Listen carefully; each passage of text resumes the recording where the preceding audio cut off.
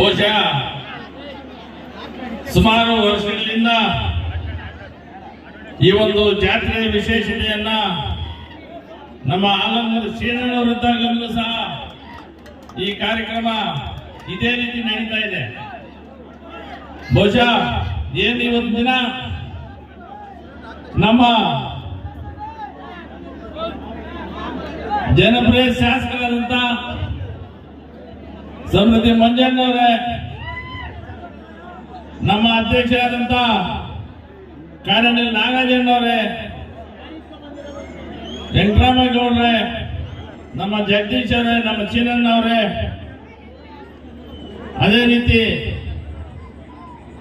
ನಮ್ಮ ವಂಶಾಗೌಡ್ರೆ, ಮುಖ್ಯವಾಗಿ ಈ ಒಂದು ಕಾರ್ಯಕ್ರಮವನ್ನ ನಡೆಸಿಕೊಡ್ತಾ ಇರ್ತಕ್ಕಂಥ ಇಲ್ಲಿ ನಮ್ಮ ಸಜ್ಜಣ್ಣ ಹಾಗೂ ನಮ್ಮ ಮುಷ್ಟೂರು ಗ್ರಾಮದ ನಮ್ಮ ಹಿರಿಯರೆಲ್ಲ ಇದರ ನಾಗಣ್ಣವರ ಈ ಒಂದು ನೇತೃತ್ವದಲ್ಲಿ ಬಹುಶಃ ಮುಂದಿನ ದಿನಗಳಲ್ಲಿ ಒಂದು ಒಳ್ಳೆಯ ರೀತಿಯಲ್ಲಿ ಜನರಿಗೆ ದೇವರ ಆಶೀರ್ವಾದ ನೀಡಲಿ, ಒಳ್ಳೆಯ ಬೆಳೆ ಆಗಲಿ.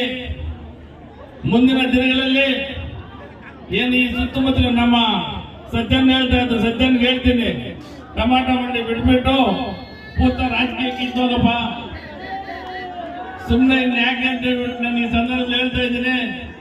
ಬಹುಶಃ ಇನ್ನೂ ನಮ್ಮ ನಾಯಕರೆಲ್ಲರೂ ಕೆಲವರೆಲ್ಲ ಬರಬೇಕಾಗಿತ್ತು, ಕಾರಣಗಳಿಂದ ಪಾಪ ಅವರೆಲ್ಲ ಬಂದಿಲ್ಲ. ಅದೇ ರೀತಿ ಏನು ಇವತ್ತು ದಿನ ಏನು ನಮ್ಮ ಸಜ್ಜನವ್ರು ಹೇಳ್ತಾ ಇದ್ರು, ನಮ್ಮ ಶಾಸಕರು ಮೊದಲು ಏನ್ ಮಾತು ಕೊಟ್ಟಿದ್ರು, ಬಹುಶಃ ಲಾಸ್ಟ್ ಟೈಮ್ ಚುನಾವಣೆ ಇತ್ತು, ಚುನಾವಣೆಯಲ್ಲಿ ಒಂದು 500-600 ಬಸ್ ಕಳಿಸಿದ್ರು.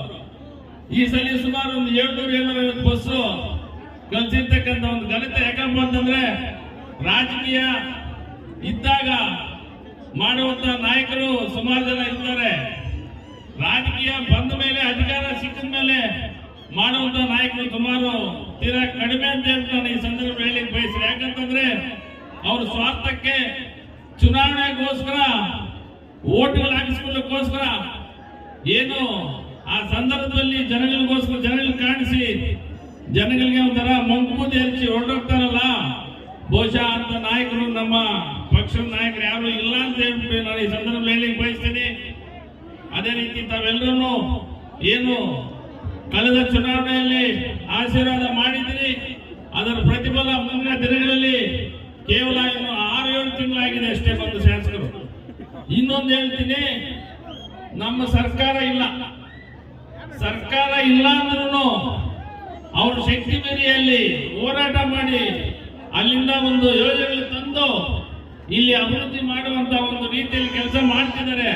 ಬಹುಶಃ ನಮ್ಮ ಸರ್ಕಾರ ಏನಾದರೂ ಇದ್ದಿದ್ರೆ 5 ವರ್ಷದಲ್ಲಿ ಆಗುವಂತ ಕೆಲಸಗಳು 20 ವರ್ಷ ಆಗುವಷ್ಟು ಕೆಲಸಗಳು ನಡೀತಿತ್ತು ಅಂತ ಹೇಳಿ ನಾನು ಈ ಸಂದರ್ಭದಲ್ಲಿ ತಮ್ಮ ಮುಂದೆ ಹೇಳಿ ಬಯಸ್ತೀನಿ. ಬಹುಶಃ ಯಾಕಂದ್ರೆ ತಮ್ಗೆಲ್ಲರಿಗೂ ಗೊತ್ತಿದೆ, ಏನ್ ಈ ಸರ್ಕಾರ ಬಂದಾಗಿಂದನೂ ಈ ಗ್ಯಾರಂಟಿಗಳು ಕೊಟ್ಬಿಟ್ಟು ಈ ಸರ್ಕಾರ ಮುಂದಿನ ದಿನಗಳಲ್ಲಿ ಗೊತ್ತಾಗ್ತದೆ ಜನರು ಯಾವ ರೀತಿ ಅಭಾವ, ಮುಂದಿನ ದಿನಗಳ ಅವರ ಒಂದು ಕಷ್ಟ ನೋವು ಸುಖಗಳು ಈಗಾಗಲೇ ಗೊತ್ತಾಗ್ಬಿಟ್ಟಿದೆ. ಮುಂದೆ ನಾಳೆ ಬರುವಂತ ಚುನಾವಣೆ ತಮ್ಮ ಆಶೀರ್ವಾದ ಬೇಕಾಗ್ತದೆ. ಜೆಡಿಎಸ್ ಮತ್ತು ಬಿಜೆಪಿ ಒಂದಾಗಿ ಕೆಲಸ ಮಾಡುವಂತದ್ದು ತಮ್ಮೆಲ್ಲರಿಗೂ ಗೊತ್ತಿದೆ. ಮುಂದಿನ ದಿನಗಳಲ್ಲಿ ತಮ್ಮ ಆಶೀರ್ವಾದ ಯಾವ ರೀತಿ ಇರಬೇಕಂದ್ರೆ ಒನ್ ಸೈಡ್ ಆಗುವಂತ ಒಂದು ಚುನಾವಣೆ ನಡೆಯುವಂತ ಒಂದು ರೀತಿಯಲ್ಲಿ ತಮ್ಮೆಲ್ಲರ ಒಂದು ಆಶೀರ್ವಾದ ಬೇಕು ಅಂತ ಈ ಸಂದರ್ಭದಲ್ಲಿ ಹೇಳ್ತಾ ಏನು 4 ಮಾತಾಡಲು ಅವಕಾಶ ಕೊಟ್ಟ ತಮ್ಮೆಲ್ಲರಿಗೂ ಒಂದಿಸ್ತಾ ಈ 4 ಮಾತು ಮುಗಿಸ್ತೀವಿ. ಜೈ ಹಿಂದ್, ಜೈ ಕರ್ನಾಟಕ.